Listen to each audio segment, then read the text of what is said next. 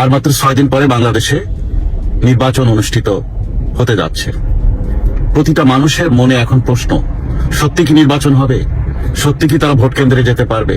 সত্যি কি কোনো গন্ডগোল হবে না? সত্যি কি এই নির্বাচন বৈধ হবে? অনেক প্রশ্ন। পরিস্থিতি নানান ভাবে ঘুরপাক খাচ্ছে।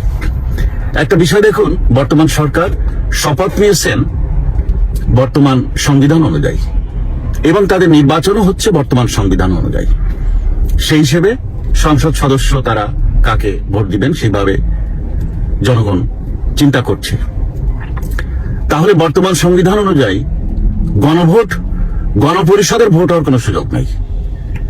এই যে ইয়েস নো ভোট হচ্ছে, এটার কোনো সুযোগ নাই। এটা সরাসরি সংবিধান ভায়োলেশন, এটা একমাত্র শাস্তি মৃত্যুদণ্ড। এখন সেই নির্বাচনও তারা করছে। হ্যাঁ, যদি তারা এটা করতেন, এবারে নির্বাচনটা শুধুমাত্র গণভোট করতেন, করার পরে গণপরিষদ গঠনের পর তারপর নতুন আইন প্রণয়নের মাধ্যমে এরপর যদি জাতীয় সংসদ নির্বাচন দিতেন, তাহলে হয়তো এটা একটা পদ্ধতি ঠিক হতো। এখন চলমান সংবিধানে গণভোট করা বা সংবিধান বন্ধ করা, সংবিধান বাতিল করা, সংবিধান সংশোধন করা বা জাতীয় সংসদের পাশাপাশি গণপরিষদ গঠন করার এর তো কোনো বিধান নেই। এগুলো করছেন এরা। ওই একটা কথা ছিল যে প্রদীপ নিভে যাওয়ার আগে একটু জোরে জ্বলে ওঠে। তা এদের অবস্থা একটু তাই। এরা এখন এদের পতন বুঝে ফেলেছে। এখন যে কোনো ভাবে আরো কয় মাস যদি একটু ক্ষমতায় থাকতে পারে সেই চেষ্টা, এবং সেই চেষ্টার অংশ হিসেবে তারা ওখানে দিয়েছে যে যারা এখন নির্বাচিত হবেন তারা 180 দিন তারা গণপরিষদের সদস্য থাকবেন। তারা কিন্তু সংসদ সদস্য হবেন না, গণপরিষদের সদস্য থাকবেন 180 দিন। তা 180 দিন মানে শুনতে মনে হয় যে 6 মাস, কিন্তু ওই ছুটির দিনগুলো বাদ দিলে এটা 9 মাস প্রায়। এরপরে আবার আছে, তারপরে আরো 30 দিন, এরপরে তারা জাতীয় সংসদের হবেন। তো তারপর এই সবকিছু মিলায় মাস 10 এই সরকার অবৈধভাবে এদের উপরে ছড়ি ঘোরাবে, এবং ওই ছড়ি ঘোরানোর পাওয়ারটা ঠিক রাখতেই তারা এই নির্বাচনের আয়োজন করছে। এখন তো দেশে কোনো আইন নেই, মব দিয়ে দেশ চলছে। এখন হয়তো অনেকে কথা বলতে চাচ্ছেন না বা পারছেন না, কিন্তু এই পরিবেশটা চিরদিন থাকবে না। একসময় আইনের শাসন ফিরে আসবে, কোর্ট কাচারিতে আইন প্রতিষ্ঠা করতে হবে। সেখানে কিন্তু এই সবগুলোই চ্যালেঞ্জ হবে, মামলা হবে, এবং এই নির্বাচন বাতিল হয়ে যাবে। এই জন্যে আমাদের নেত্রী জননেত্রী শেখ হাসিনা আহ্বান জানিয়েছেন, আপনারা ভোট দিতে যাবেন না। যেখানে নৌকা নেই সেখানে কিসের ভোট?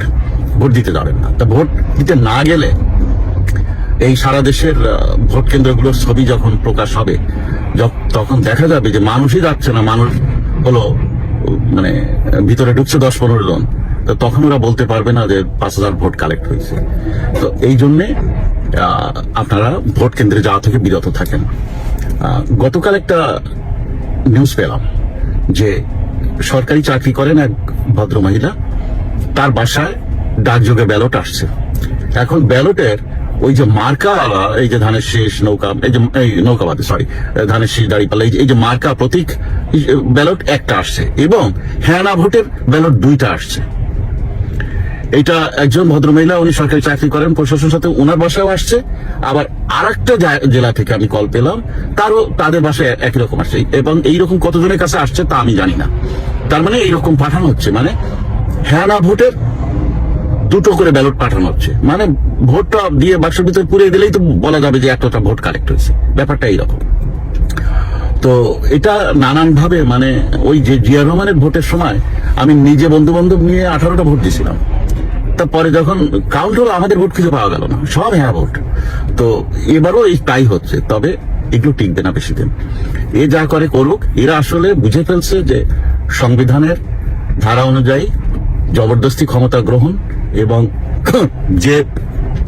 যে ধরনের সরকারের বিধান কনস্টিটিউশনে নাই, যেমন অন্তর্বর্তীকালীন সরকার, এইসব দিয়ে দেশ চালানো এদের সবারই ফাঁসির দড়ি ঝুলছে গলার সামনে। দেশে আইনের শাসন প্রতিষ্ঠা হলে এদের অবস্থা কি হবে তাই দেশবাসী দেখতে পাবে। তবে চলে যাওয়ার আগে এরা শেষ কিছু মব করে যাবে, শেষ কিছু অন্যায় করে যাবে, এবং সেইগুলো আমাদের একটু দেখতে হবে, এবং এ থেকে জাতি একসময় মুক্ত হবে। তবে কি জানেন, এই আইনের শাসন খুব দরকার। আইনের শাসন বলতে আমি বলছি, বারবার একটা কথাই বলি, বিচার বিভাগ স্বাধীন, দুর্নীতি দমন কমিশন স্বাধীন, পিএসসি পাবলিক সার্ভিস কমিশন স্বাধীন, পুলিশ বিভাগ স্বাধীন এবং নির্বাচন কমিশন স্বাধীন। এগুলো যদি স্বাধীন না হয়, তাই যখন তখন যে কোনো সরকার যে কোনো কিছু এইভাবে করতে পারে এবং এক সরকার চলে গেলে অন্য সরকারের লোকজন ওই দলীয় পরিচয়ে চাকরিতে ঢুকে পুরা প্রশাসন দখল করে নেয়, তারা যা খুশি তাই করে। তো এটা বন্ধ হওয়া উচিত, কিন্তু এটা এখনো বন্ধের কোনো উদ্যোগ দেখছি না। আমরা ভেবেছিলাম যে যেহেতু এই বিদেশি নাগরিক এতজন এই গেছেন, এরা একটা পরিবর্তন ঘটাবে বাংলাদেশে, তাই এরা যা করলো তাতে প্রবাসী হিসেবে আমরা আসলে আমাদের মাথা হেট হয়ে যাচ্ছে যে ব্যক্তি স্বার্থের জন্য এত বছর বিদেশে থাকার পরও যেসব লোকজন ব্যক্তি স্বার্থকে ভুলতে পারলো না, তাদের জন্য আমরা আসলে লজ্জিত। এইরকম আমরা চাইনি। আমরা প্রবাসীরা ভালো থাকি যদি দেশটা ভালো থাকে। তো দেশের যে অবস্থা, দেশ তো চলছে না, দেশ অচল হয়ে গেছে, দেশের অর্থনীতি শেষ, আইনের শাসন শেষ এবং জেলখানার জায়গা নেই আওয়ামী লীগ এবং এদের সমর্থিত লোকজনদের জন্য ভরে ফেলছে সব ভুয়া মামলায়। এবং আপনারা তো দেখলেন যে বাগেরহাটের সাদ্দাম তার ছেলে এবং ওয়াইফ মারা গেল, তাদেরকে তাদের দেখার জন্য করা হলো না, প্যারোল দেওয়া হলো না। তারপর আরো একটা ঘটনা, বাবা মারা গেলেন, ছেলেকে প্যারোলে মুক্তি দেওয়া হলো না, পরে বাবার লাশ ট্রাকে করে আনা হলো জেল গেটে। তো ডিসি সাহেব বলছেন উপরের পারমিশন নাই। তো মানবাধিকার, মানবিকতা কোথায় চলে গেছে যে এই পর্যায়েও তারা উপরের পারমিশন চায়? কেন শেখ হাসিনা যখন ক্ষমতায় ছিল স্বাভাবিক মৃত্যু হয়েছে বা যে কোনো মৃত্যু হয়েছে, পেরোলে সমানে বিএনপি নেতারা গেছেন না বা অন্যান্য দলের নেতারা গেছেন না যে পুলিশ প্রহারায় জানাজা পড়ে আসেননি? তো এগুলো হলো ধর্মীয় কাজ, জানাজায় অংশ নেওয়া, এগুলো এই সরকার করতে দিচ্ছে না। তাই এই সরকার এগুলো করতে দিচ্ছে না কেন? এদের মনে অনেক ভয় যে আওয়ামী লীগকে কোন রকম একটা সুযোগ দিলে এদের মেরে ফেলবে। তো এই ভয় নিয়ে আপনি কয়দিন বাঁচবেন? এর ভিতরে দেখলাম যে আপনার ওই যে প্রেস ক্লাবের সামনে আমাদের এক সমর্থক ভদ্রমহিলা, উনি ওনার দুইটা শিশু কন্যা নিয়ে দাঁড়িয়েছিলেন এবং ব্যানার বানানোর পাশে নেই কলম দিয়ে নিজের অন্যায় লিখেছিলেন অবৈধ নির্বাচন মানি না, মানবো না, প্রহসনের নির্বাচন মানি না, মানবো না। তা ওনাকে বিএনপির এক লোক মানে অকথ্য ভাষায় গালিগালাজ করে জয় বাংলার মারে ইত্যাদি ইত্যাদি এসব বলে অপমান অপদস্থ করে তারপরে পুলিশে দিল। পরবর্তীতে তার নাম্বারটা ভাইরাল হলো, তার এবং তার স্ত্রীর নাম্বারটা ভাইরাল হলো। এরপরে সারা দেশের এবং প্রবাসের মুজিব সৈনিকদের ফোনে ওই ভদ্রমহিলা বলছে আমি আর ঘর করবো না, বাপের বাড়ি চলে গেল। আর ওই ভদ্রলোক এসে লাইভে এসে ক্ষমা চাচ্ছে যে এটা আমার বলা ভুল হয়েছে, কিন্তু আমি রাজনৈতিক কারণে বলেছি। তো কিন্তু তার বডি ল্যাঙ্গুয়েজ যায় এবং তার বলার ভাষা যায় এবং তার ভিতরে কোনো নমনীয়তা দেখলাম না। মানে এটা একটা বলতে হয় বলে একটু আপাতত থামানো হচ্ছে, কিন্তু ওই যে এত ফোন যাচ্ছে বলে ডিস্টার্ব ফিল করছে, কিন্তু তার ভিতরে সেই অনুভূতি আসেনি। Sorry means sorry. আপনি যখন দুঃখিত হবেন, আপনার কথাবার্তা, আপনার আচরণে, আপনার বডি ল্যাঙ্গুয়েজে, আপনার মুখের অবয়বে সেটাকে সরি বোঝাতে হবে। আপনার ভিতরে তা পাওয়া যায়নি। হয়তো মুজিব সৈনিকরা আপনার ফোন করা কিন্তু বন্ধ করবে না, নিশ্চিত থাকেন, এটা চলতে থাকবে।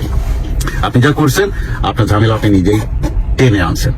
আর এদিকে নির্বাচন যদি হয়ে যায়, এই নির্বাচনের একটা বড় দায়ভার বিএনপির ঘাড়ে যাবে, কারণ এখানে অনেক অন্যায় হচ্ছে নির্বাচনের নামে।